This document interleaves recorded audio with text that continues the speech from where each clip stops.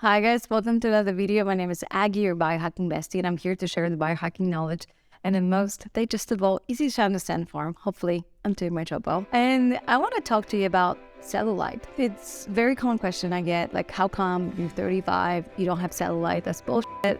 Is it genetics? You're so lucky, or what do you do? And I started diving in deeper because I actually have been lucky enough to reduce my cellulite and also not have issues with cellulite before. So I started biohacking and finding out what is the real reason behind it. And I'm here to share with you what cellulite is, how to fight it, and where it's coming from. So ready?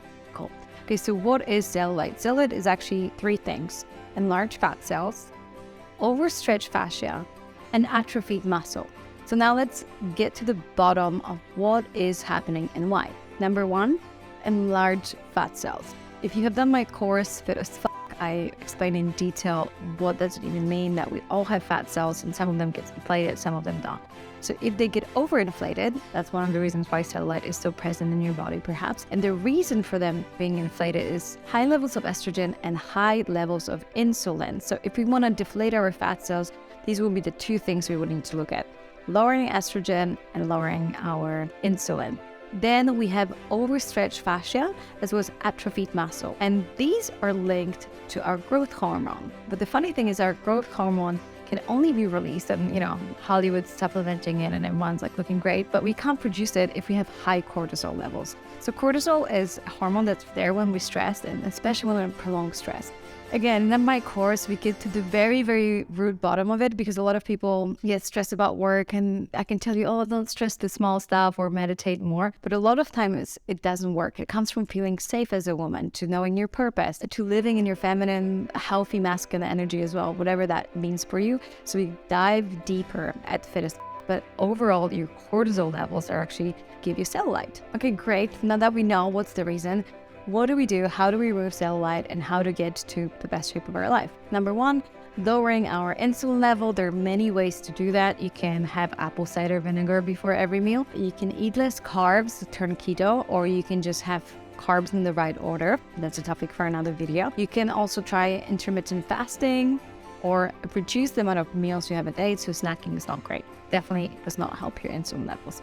Number two, lower your cortisol. And this is a topic for another video, but what can lower your cortisol is meditation, having a coach, I would say, going for a walk. It really helps with your dopamine levels. If you actually go forward, it's great. Vitamin D. So, I know we live in Europe and I'm currently in LA and it's gloomy and it's absolutely awful, but we thrive in the sun. We're sun beings, right? As human beings. So let's make sure that we have enough sun exposure, and it should be our biggest responsibility to find sun every single day, even though it might not be easy, especially working in the office, but not being in the sun is literally making you sick and doesn't help you metabolize cortisol.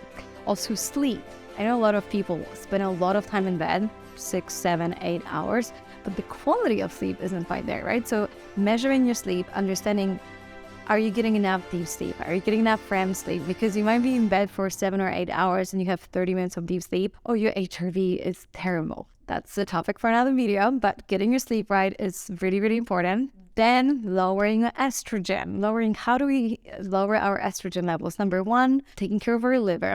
Really, really big one. If you have cracked feet or dark circles, this is all your liver screaming for you to help it. So reducing sugar would be a big one. Also, supplementing, for example, milk thistle would be great. Glutathione would be also really good, as well as avoiding things that actually raise your estrogen levels. And that's basically not living in a city, but not touching the receipts, not touching, not eating out of plastic Tupperware, all of the things that are attacking us, right? Or making our estrogen levels completely out of whack. Next, another thing that can help yourself with cellulite would be exercising. It's really important. You want to have those muscles strong and tight, but at the same time not over exercising. So you need that rest, because when we over work out, we actually bring our cortisol levels up and we're back to square one. So making sure that you have enough workouts and enough recovery. I can't stress recovery more enough.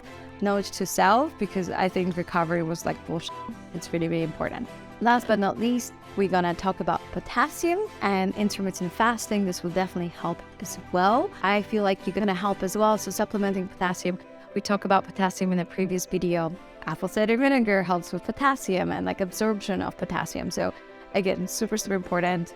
Great trick, and it's under $10, so no excuses of not investing in yourself and in your health. I hope that was useful. I would say try all of these tricks. It's not going to be like, hey, in 21 days I'm going to have no cellulite, but I guarantee if you follow the advice and lower your insulin levels, lower your estrogen, which is going to take you 2 or 3 months, you will see the difference. I promise. I hope this was helpful. This was the biohacking take on cellulite. Make sure you follow me for more advice and check out my podcast and my Instagram, as well as my courses. Thanks for watching.